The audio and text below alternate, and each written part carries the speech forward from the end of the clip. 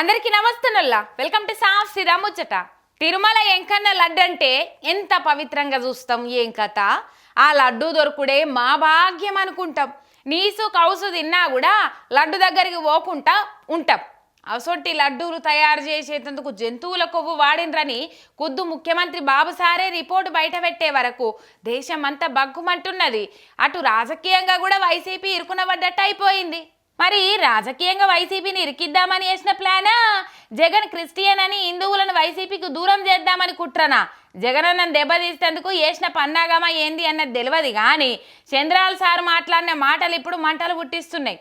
YCP సర్కారు ఉన్నప్పుడు తిరుమల ఎంకన్న లడ్డూల్లో నెయ్యికి బదులు జంతువుల కొవ్వు వాడిండ్రు.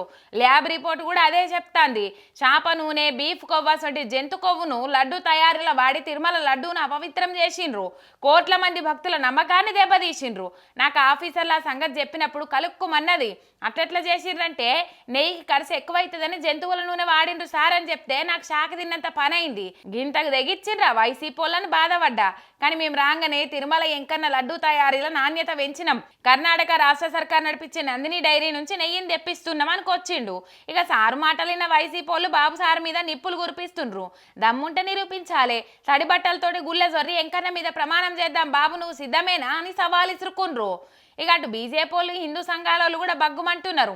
ఎంబడే సిబిఐ విచారణ చేసి నిజాలు నిగ్గు తేల్చాలని డిమాండ్ చేస్తుండ్రు.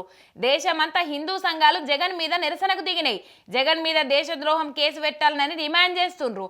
అంటే వైసీపీ వాళ్ళేమో ఇదంతా బాబు కుట్రా, వైసీపీని దెబ్బతీసేందుకు హిందువుల మనోభావాలను గాయపరిచిందని డ్యామేజ్ కంట్రోలింగ్ పనిలో పడ్డాయి. అటు జగనన్న హయాంలో నెయ్యి సప్లై చేసిన ఏఆర్ డైరీ అనే కంపెనీ వాళ్ళు మా నెయ్యిల కల్తీ లేదు, అదంతా అబద్ధం, అట్టిగా బదనామేస్తుండ్రని అంటున్నది. మరి ఇంట్లో ఎవరిది నిజం అన్నది నిజంగానే కేంద్రం సిబిఐ తోటి విచారణ నేపించి చిత్తశుద్ధి ఆటుకోవాలి. కోట్ల మంది హిందువుల నమ్మకాన్ని నిలబెట్టాలని అంటున్నారు జరుగుతున్న కాంట్రవర్సీ చూస్తున్నోళ్ళు.